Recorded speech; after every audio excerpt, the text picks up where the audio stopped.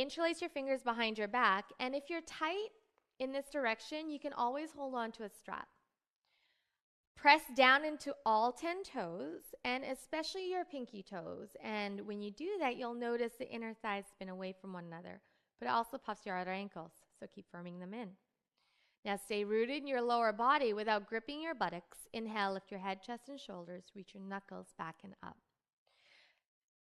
As you reach your knuckles back and up, notice how the shoulder blades press into your chest, opening the front body.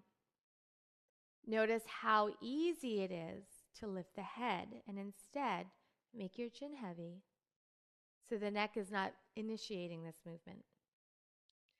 Take another cycle of breaths.